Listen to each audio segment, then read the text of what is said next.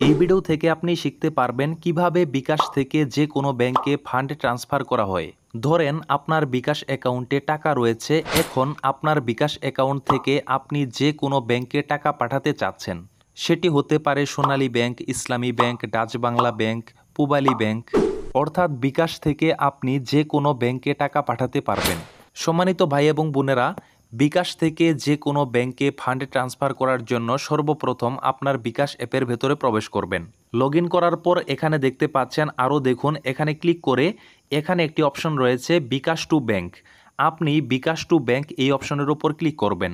তারপর এখানে রয়েছে ব্যাংক অ্যাকাউন্ট এবং ভিসা ডেবিট কার্ড। তো আপনি যদি ব্যাংক অ্যাকাউন্টে পাঠাতে চান সেক্ষেত্রে অবশ্যই ব্যাংক অ্যাকাউন্টের উপর ক্লিক করবেন। আমি ব্যাংক অ্যাকাউন্টে পাঠাবো, এজন্য ব্যাংক অ্যাকাউন্টের উপর ক্লিক করলাম।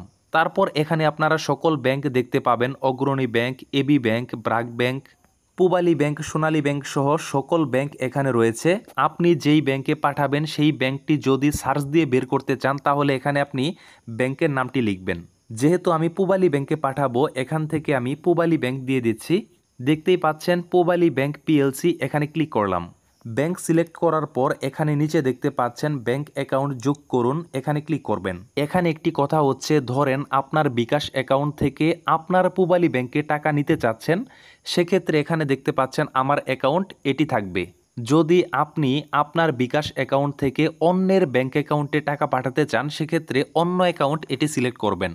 যেহেতু আপনাদেরকে বোঝানোর জন্য আমি আমারই পূবালী ব্যাংকে ফান্ডে ট্রান্সফার করে দেখাবো, এজন্য আমি আমার অ্যাকাউন্ট দিয়ে এখানে আমার ব্যাংক অ্যাকাউন্টের নাম্বারটি দিয়ে দিব।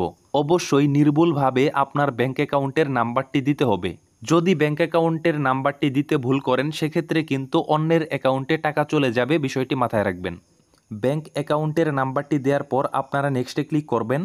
তারপর এখানে ব্যাংক অ্যাকাউন্ট হোল্ডারের নাম দিতে হবে, অর্থাৎ এই ব্যাংক অ্যাকাউন্টটি যার নামে সেই নামটি এখানে দিয়ে দিবেন সঠিকভাবে। তারপর এখান থেকে নেক্সটে ক্লিক করবেন। নেক্সটে ক্লিক করার পর দেখতে পাচ্ছেন মোবাইল নম্বরে একটি ওটিপি নাম্বার চলে আসবে। আপনারা এই ওটিপি নাম্বারটি এই বক্সে বসিয়ে দিবেন, 143246। তারপর এই ওটিপি নাম্বারটি বসানোর পর এখান থেকে সাবমিটে ক্লিক করব। একটি বিষয় আপনাদেরকে বলি, আপনি যদি নিজের ব্যাংক অ্যাকাউন্টে টাকা না পাঠিয়ে অন্য মানুষের ব্যাংক অ্যাকাউন্টে টাকা পাঠাতে চান, সেক্ষেত্রে যখন আপনি অন্য অ্যাকাউন্ট সিলেক্ট করে এখানে তাদের ব্যাংক অ্যাকাউন্টের নাম্বারটি দিবেন, তখন কোনো প্রকার ওটিপি কোড নাম্বারের প্রয়োজন হবে না। তো যাই হোক, পরবর্তী স্টেপগুলো আপনাদেরকে দেখাচ্ছি। সাবমিটে ক্লিক করার পর আপনারা দেখতে পাচ্ছেন ব্যাংক অ্যাকাউন্ট যোগ হয়েছে। নিচে দেখতে পাচ্ছেন ব্যাংক অ্যাকাউন্টে টাকা পাঠান, আপনি এখানে ক্লিক করবেন।